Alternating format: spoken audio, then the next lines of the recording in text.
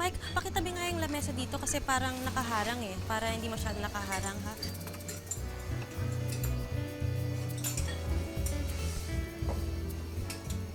Si Sheila ba? Nag-coordinate na ba with the flower shop? Sure? Okay. Kaya lang yung mga halaman kulang pa. Don't forget. Ito, pakipantay lang, please. Êtes-vous Madame Bautista? Oui, monsieur. I'm Carla, operations manager here. May I help you? Miss Katrina, I need your assistance here. The client is getting angry because this is not the flower she ordered. Oui, monsieur. I'm on my way there. Mon Dieu, appelez une ambulance! Vite!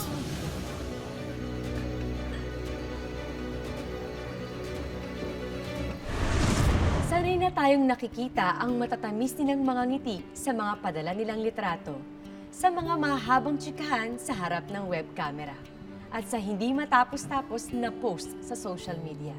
Ang akala tuloy natin, walang kasing sarap ang buhay OFW. Pero ang hindi natin alam, may mga luha at pait at mga sakripisyo at pagdurusa na mas pipiliin nilang itago na lamang at wag nang ipakita pa.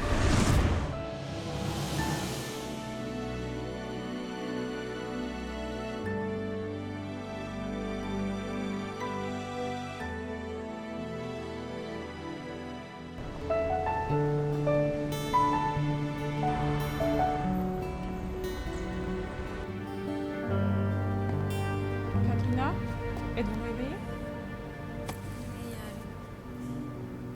Désolée, je ne comprends pas. My event.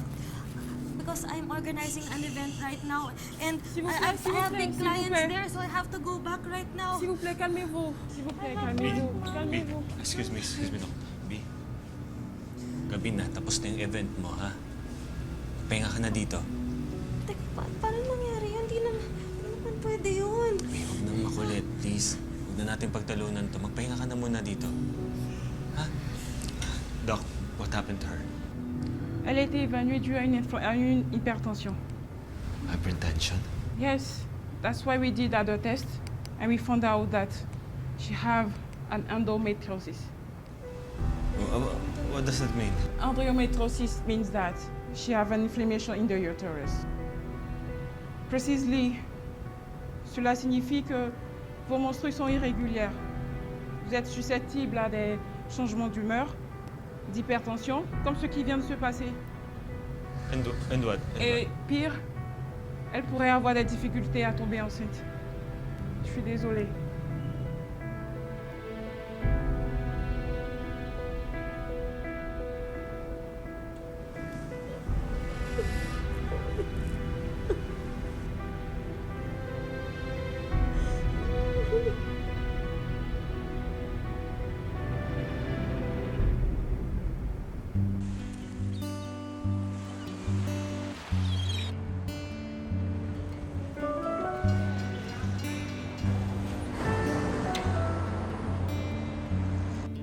Oh, dahan-dahan.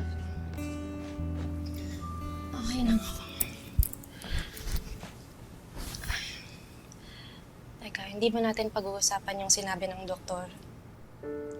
Ano bang dapat pag-usapan? Alala mo ba nung nag-retreat tayo? Tapos pinasulat tayo ng 3 wishlist natin. Tatandaan mo ba yung sinabi mo? Parehas nga tayo na sunod sa number 1, di ba? Visa. Number 2, makaluwag-luwag naman sana para maka-invest tayo at makauwi na ng Pinas. At number 3, ka-baby. Pasensya na kung medyo malabo na yata yung number 3 na pangarap natin dahil sa akin. Tama na. Okay lang naman yun eh. Di ba nga, sabi ng doktor, mahirap lang daw magkaanak. Pero hindi naman imposible.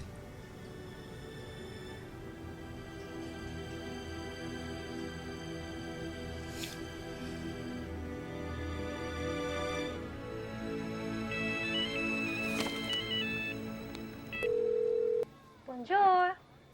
Aba, pabunjur-bunjur ka pa dyan. Si Mama to. Ay, hello, Ma. Pasensya na, nasanay lang ho eh. Kamusta na, Ma? Ako anak, pwede ba? Never ako lilipad dyan. At saka wala akong oras para mag-aral ng mga, ano yung mga lingga-lingway ng mga ano yan? Hindi ko maintindihan. Ganyan po talaga dito. Tayo yung mag-a-adjust, hindi sila. Naku, teka muna sandali anak.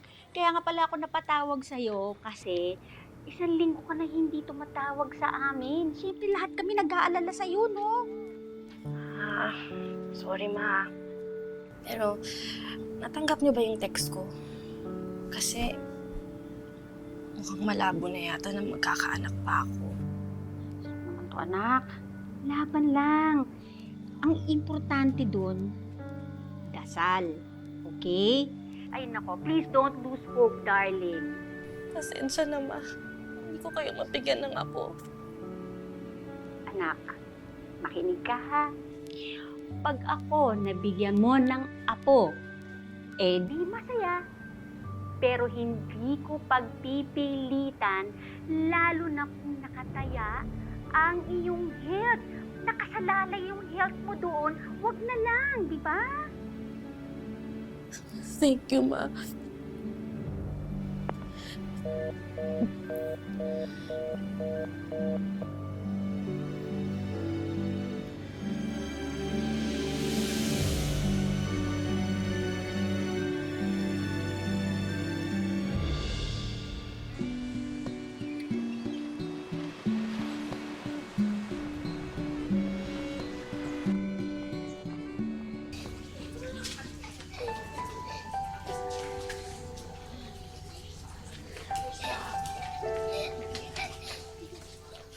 Baby. Oh, anong nangyayari sa'yo kanina ka pa nakatulala? Ba't di mo kainin yung pagkain nasa harap mo? Sorry, natulala lang. Tigilan mo rin yung puro junk yan. Pero penge. Ano naman?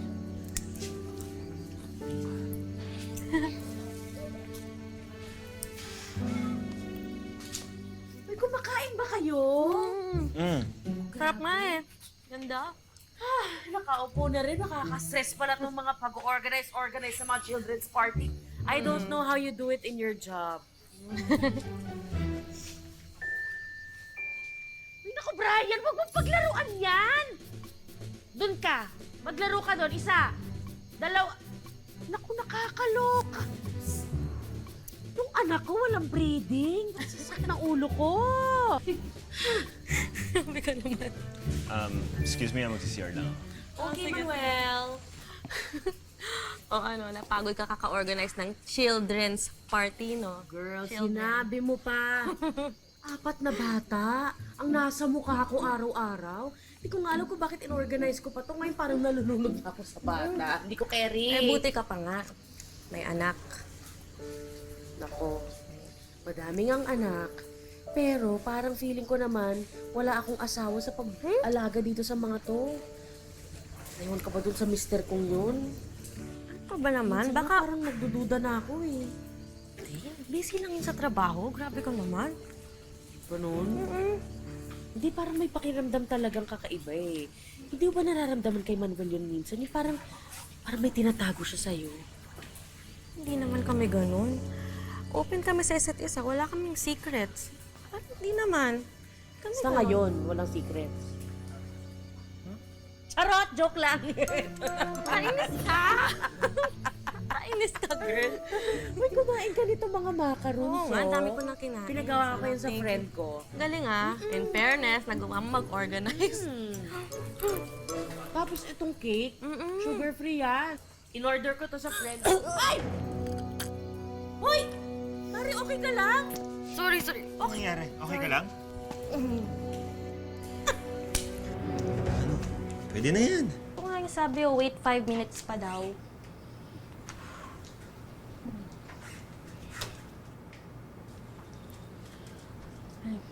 B, Oh, wag masyadong umasa. Eh, kasi naman sabi naman ni Sylvia, buntis ako pero hindi naman sure yun.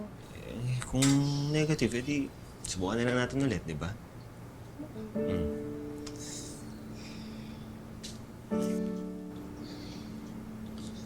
Wala pa bang 5 minutes? Wala pa nga eh.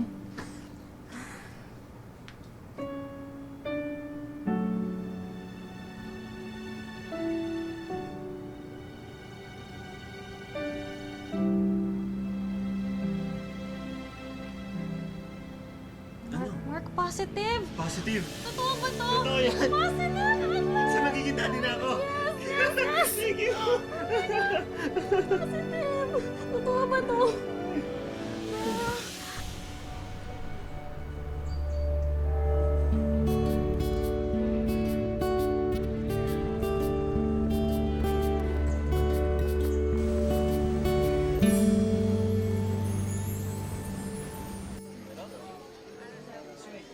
Pakilagay yan sa lamesang yan, sa babae niya. Thank you. Merci, merci.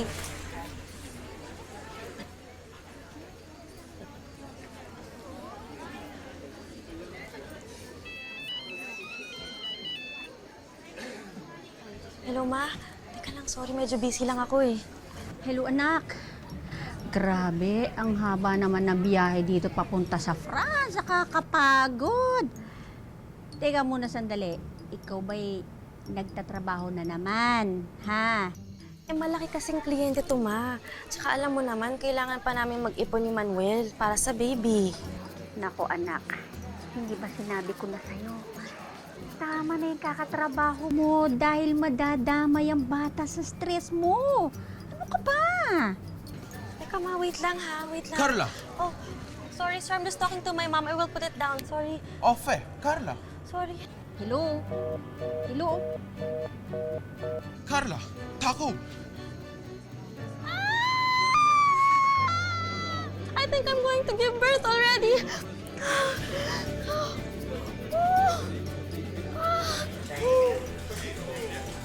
Sige po, tatawagan ko na lang po kayo. Okay ka lang, Katrina. Please be careful, please.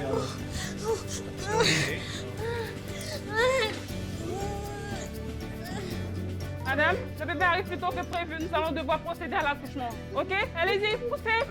Allez-y. Push na, push. Poussez. Yes. Pas de plus. Allez. Poussez. Poussez. Pas de plus.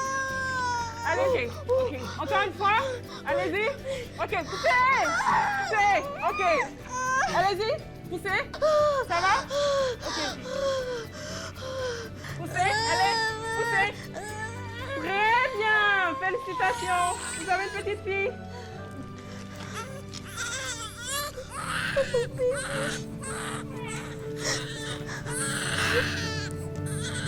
Naalala mo ko ba yun? Anong gusto natin ipangalan sa kanya?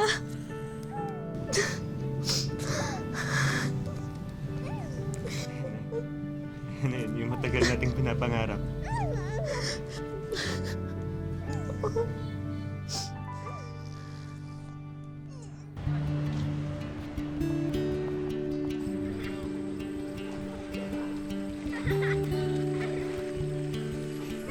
Bonjour, Bebe Bella.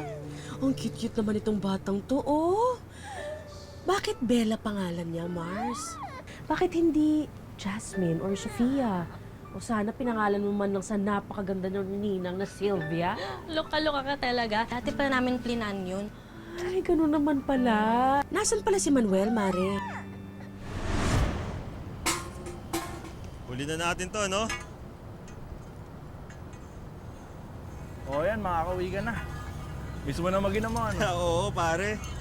Grabe, mag-isa lang kasi dun si Mrs. tsaka si Baby. Nasaan na kaya si Lito? Ilang araw nang hindi nagpaparamdam eh. Si Lito, ang huli kong balita, umalis na naman daw dun sa amo niyang Russian eh. Paano, nababaliw? May umaaligid daw kasi na gendarmerie, kaya ayun, umalis. Eh alam mo naman tayo mga Pinoy, ayaw talaga natin umuwi ng Pilipinas kasi ayaw daw natin magdildil ng asin. Oh, okay na yan? Oo, ayos na.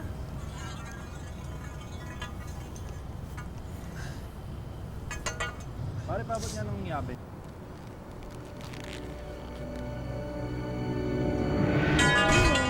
Nagtatrabaho kasi ginagawa yung villa kung saan siya nagtatrabaho ngayon. Kaya puro late night siya doon buong araw. Wow. Sabadong-Sabado nagtatrabaho. Girl, siguraduhin mo lang na talagang nasa villa siya. Alam mo naman ang mga lalaki ngayon. Pagka busy si Mrs., kung saan namamay si Mister. Busy lang kasi yun. Tsaka huwag mo ako itulad sa'yo. Excuse me.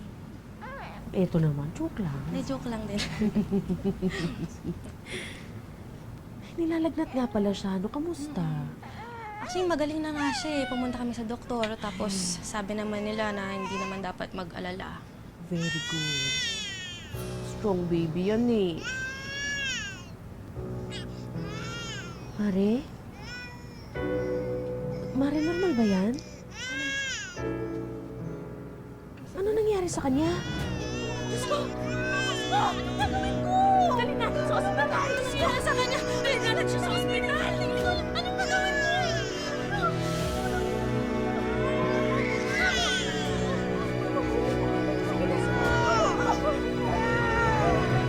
Maraming salamat sa pagsama sa ating istorya sa Tadhana. Nakaka-relate ka ba sa ating mga bida? Nako, i-comment mo na yan para sa iba't ibang kwento na punong-puno ng pag-asa at inspirasyon. Mag-subscribe na sa GMA Public Affairs at YouTube channel. I-click na rin ang bell button para lagi kang updated sa pinakabagong storya ng Tadhana.